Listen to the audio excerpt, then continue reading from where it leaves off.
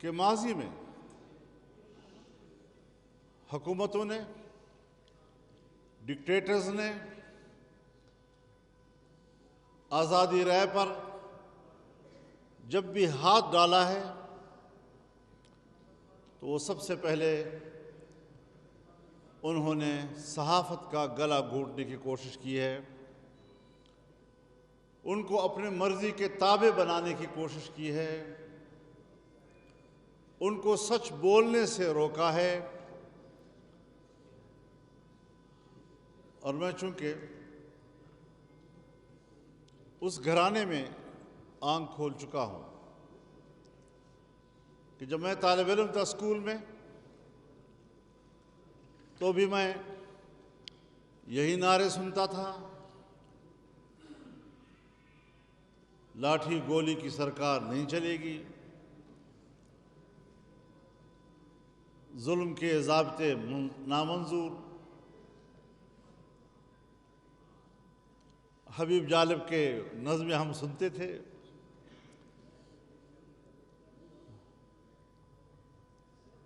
امین گیلانی کی ہم نظمیں سنتے تھے،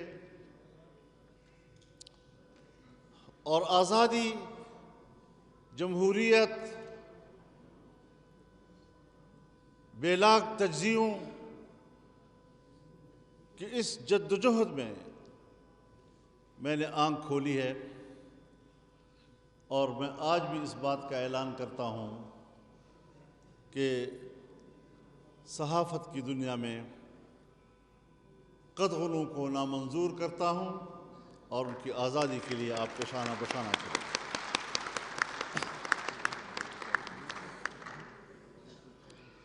میں ہمیشہ اس بات کا حامی رہا ہوں، جب بھی پارلیمنٹ میں یا حکومت ایوانوں میں یہ تجویز آئی ہے کہ میڈیا کے لیے، صحافت کے لیے ایک ضابطۂ اخلاق ہونا چاہیے، تو میں نے ہمیشہ یہ نقطہ نظر پیش کیا ہے کہ حکومت کی طرف سے ضابطۂ اخلاق بنانے کی بجائے صحافی حضرات خود اپنا ضابطۂ اخلاق بنا لیں۔ وہ بھی شریف لوگ ہیں، اس معاشرے کے لوگ ہیں، اگر ان کے نظام میں کوئی خامی ہے تو وہ خود بطور انسان کے اور شریف انسان کے سمجھیں گے کہ ہمارے اندر یہ خامی کیوں ہے اور ہماری وجہ سے کسی کی عزت نفس کیوں مجروح ہوتی ہے، ہم کیوں غلط خبر شائع کرتے ہیں، ہم کسی کے اوپر فیک الزامات کیوں لگاتے ہیں۔ یہ ان کو حق دیا جائے، اور مجھے یقین ہے کہ اگر آج بھی آپ کو یہ حق مل جائے کہ آپ اپنا ضابطۂ اخلاق خود بنائیں گے تو حکومت سے بہت ہی بہتر بنائیں گے آپ۔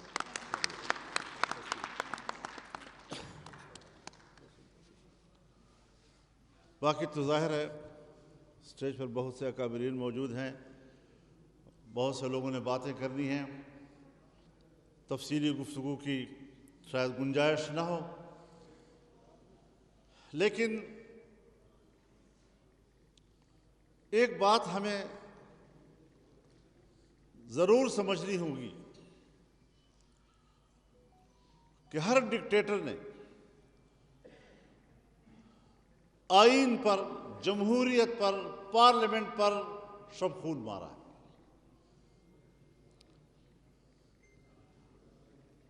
اور ابھی چند مہینے قبل 26ویں ترمیم کے نام سے جو شب خون مارا گیا، ہم نے اس کا مقابلہ کیا۔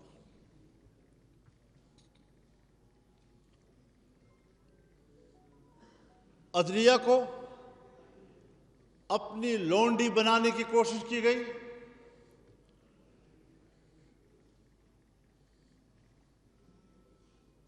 ملٹری کورٹس بنا کر بنیادی انسانی حقوق کو سکیڑا گیا، اور آئین میں جو کچھ ایک بہت مختصر محدود ایک استثنائیہ دیا گیا ہے، اس استثنائیے کی پیٹ کو بڑھایا گیا۔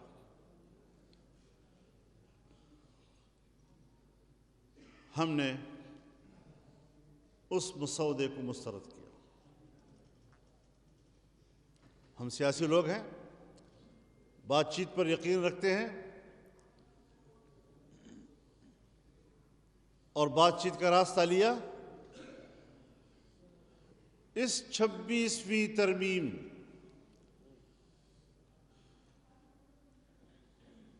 کے 56 کلازز تھے، 56 کلازز، اور ہم نے حکومت کو 36 شقوں سے دستبردار کیا اور 22 شقوں پہ لے آئے۔ ہمارے ہاں صرف ایک فضا بنتی ہے، حکومت مرد آباد کی فضا بن جاتی ہے، پھر اس کے بعد اپنے الفاظ میں اس کی حمایت و تائید کے پیمانے بنائے جاتے ہیں۔ کوئی نہیں سوچتا کہ اس پورے پروسیس کی تفصیل کیا ہے، کہاں غلطی تھی، کہاں ٹھیک تھا، کس کو مانا گیا، کس کو نہیں مانا گیا، اور اس تفصیل کے ساتھ تجزیہ کر کے اس کی حمایت یا مخالفت کی جائے۔ آج مجھے بھی پتہ ہے کہ بڑی منصوبہ بندی کے ساتھ، 2-3 مہینے کی منصوبہ بندی کے ساتھ پھر کچھ لوگ انسٹال کیے گئے تاکہ وہ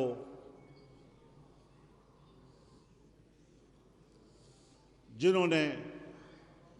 ایک جنگ لڑی، اصول کی جنگ لڑی، اس میں فتح پائی، لیکن اس نے حمایت کی، اس نے مخالفت کی، اور اس عنوان کے ساتھ معاملے کو پھر ایسا معمہ بنایا جا رہا ہے کہ عام آدمی پھر اس کے اوپر اپنی مرضی سے بحث کرنے لگ جائے۔ جب بھی آپ کوئی نیا قانون لاتے ہیں اور جب آپ اس کو امپلیمنٹ کرتے ہیں تو امپلیمنٹیشن کے دوران کچھ نہ کچھ مشکلات ضرور آتی ہیں۔ ضروری ہوتا ہے کہ کچھ اس کی امپلیمنٹیشن میں جب مشکل آئیں گی، کوئی خرابی آئے گی تو اس کی اصلاح کی جائے، نہیں کہ پورے پروسیس کا انکار کر دیا جائے، نہیں کہ پورے اصول کا انکار کر دیا جائے۔ اگر عدلیہ کے حوالے سے میں آپ کو واضح طور پر کہہ دوں کہ ججز کی اپوائنٹمنٹ میں یا چیف جسٹس کی اپوائنٹمنٹ میں پارلیمانی کردار جہاں پوری دنیا کی جمہوریتوں میں ہے، 18ویں ترمیم کے ذریعے سے پارلیمنٹ کے کردار کو شامل کیا گیا تھا 1910-11 میں، اور پھر ایک چیف جسٹس صاحب کی دھمکی نے حکومت کو بلیک میل کیا، 19ویں ترمیم کے ذریعے پارلیمانی کردار نکال دیا گیا۔ آج پھر ہم نے اس میں پارلیمانی کردار کو ڈالا ہے۔ اب ظاہر ہے جس کی لاٹھی اس کی بھینس، میری حکومت ہوگی تو شاید میں اس کا غلط فائدہ اٹھاؤں، مسلم لیگ کی حکومت ہوگی، پیپلز پارٹی کی حکومت ہوگی تو وہ اس کا کوئی غلط فائدہ اٹھائیں، پی ٹی آئی کی حکومت ہوگی تو شاید وہ اپنے حکومت میں اس کا غلط فائدہ اٹھائیں۔ اب اس قسم کی چیزوں کا راستہ روکنا کچھ دشوار ضرور ہوتا ہے، لیکن ہمارا ایک عوامی پریشر ہونا چاہیے اس بات پر کہ اگر اس کا کوئی غلط فائدہ اٹھانا چاہتا ہے تو ہم اس کے غلط استعمال کے راستے روک دیں۔ تو اس صورتحال میں ضرور کچھ چیزیں آ رہی ہیں جو ہمیں بھی پتہ چلتا ہے کہ یہاں پر آپ اندازہ لگائیں، جب ملٹری کوڈ کو آئین کے ذریعے سے ہم سے نہیں منوایا گیا تو ایکٹ کے ذریعے ان کو طاقتور بنانے کی کوشش کی کہ جہاں 2/3 اکثریت کی ضرورت نہیں تھی۔ عدالتوں کے حوالے سے جو چیزیں وہ آئین میں ہم سے نہ منوا سکے وہ اپنی اکثریت کی بنیاد پر ایکٹ کے ذریعے سے وہ اقدامات کر رہے ہیں، اور آئین کے آنے کے بعد پھر سادہ اکثریت کے ساتھ ایسے اقدامات کرنا جو آئین کی ترمیم کے روح کے منافی ہو، یہی تو جمہوریت دشمنی ہے۔ ان کو احترام نہیں آئین کا، ان کو احترام نہیں پارلیمنٹ کے فیصلوں کا، ان کو احترام نہیں 2/3 اکثریت کے فیصلوں کا۔ آئیے ہم اس بنیاد پر بھی سوچیں کہ کچھ تھوڑا سا احترام کر کے آپ اس کو امپلیمنٹ کرتے، شائستگی کے ساتھ امپلیمنٹ کرتے، اور اس میں قانون کے ذریعے ایکٹ پاس کر کے آپ اس کی روح کو نہ چھینتے، تو ایک اچھی پیش رفت اس بارے میں ہو سکتی تھی۔ تو اس حوالے سے سیاسی کھیل بھی کھیلے گئے، اپوزیشن کو تقسیم کرنے کی بھی کوشش کی گئی،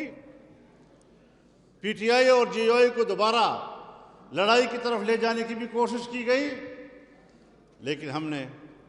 پوری دانشمندی کے ساتھ، سنجیدگی کے ساتھ اپوزیشن کو بھی اعتماد میں رکھا، یکجا رکھا، اور ہم نے ایک ایک قدم باہمی مشاورت سے آگے بڑھایا، اور الحمدللہ اصولی جنگ ہم نے جیت لی۔ ظاہر ہے کہ مسائل اب بھی بہت زیادہ ہیں۔ ہمارے 2 صوبوں کی صورتحال آپ بھی خبریں دیتے رہتے ہیں، وہ انتظامی لحاظ سے پاکستان سے کٹ چکے ہیں۔ وہاں پر حکومتی رٹ ختم ہو چکی ہے۔ اس وقت جب ہم اور آپ بیٹھے ہیں شام کے 5 بجے کے بعد، اس وقت وہاں پر کوئی پولیس نہیں ہے، اور مسلح گروہ وہ سڑکوں کو کنٹرول کر رہے ہیں، دیہاتوں کو کنٹرول کر رہے ہیں، محلوں کو کنٹرول کر رہے ہیں، بازاروں کو کنٹرول کر رہے ہیں، اور کوئی رٹ وہاں پر موجود نہیں ہے۔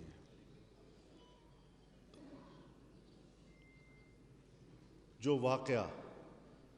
وہ آپ تک بھیجنا چاہتے ہیں، آپ وہی چھاپ لیتے ہیں۔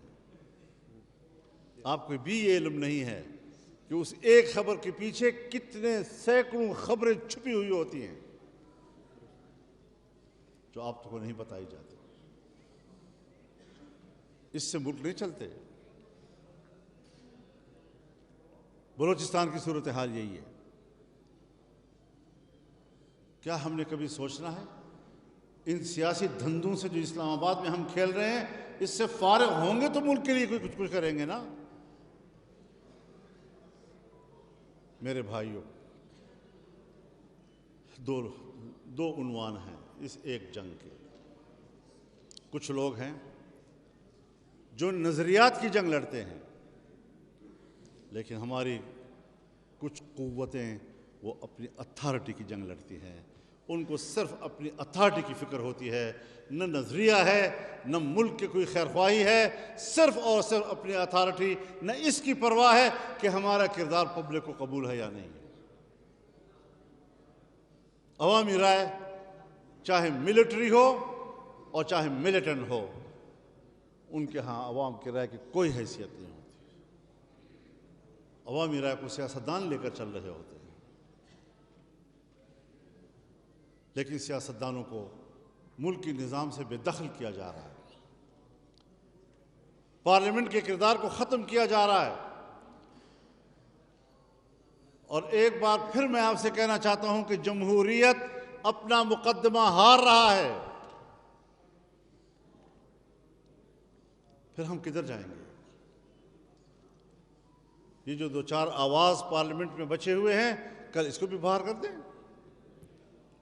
کیونکہ فیصلے تو عوام نے نہیں کر رہے ہیں۔ عوام نے تو دکھاوے کے لیے قطار میں کھڑے ہو کر ووٹ ڈالنا ہوتا ہے۔